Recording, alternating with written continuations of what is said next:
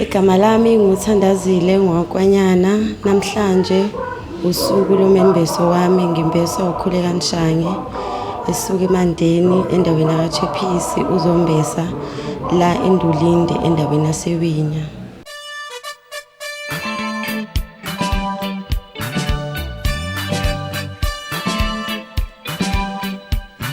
Ngizizwa ngijabule kakhulu because sibaningi singabantu besifazane, kodwa ukhethe mina ngokubona ukuthi engakwazi ukuphila impilo yakhe yonke nami sibambisane empilweni.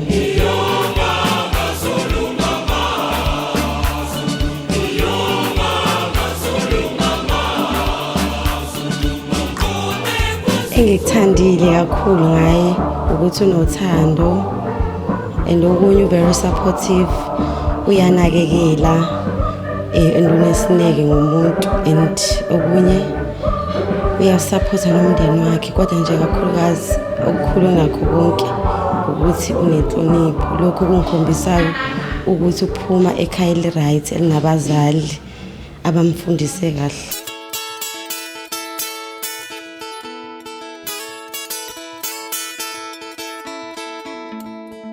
Umkhwenyana mfowethu umuntu ohloniphayo kakhulu, umuntu oneqiniso. Ngibonga nje ukuthi namhlanje mfowethu ukwazile emzini wakwaNkwanyana ukuzokwenza iqiniso nokuzokwenza into ayetshela umakoti beqala ukubonana ukuthi ufisa othandweni labo ugcine behlangene bewumndeni. Namhlanje silana sizokwenza leyo nto mfowethu, lokho nje engikubonga kakhulu kuyena.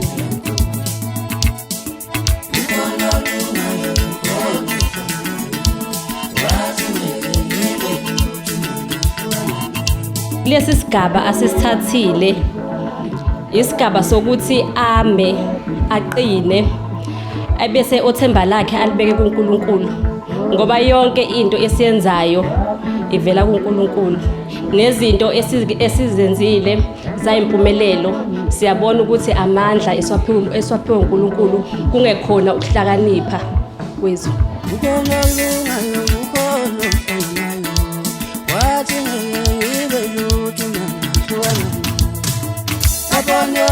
Umuntu wami ngadalani nje ngijabule mina la ngikhona, ngibona lungayo kukhona nayo wathi ngibe lutho mangihlukana nawe.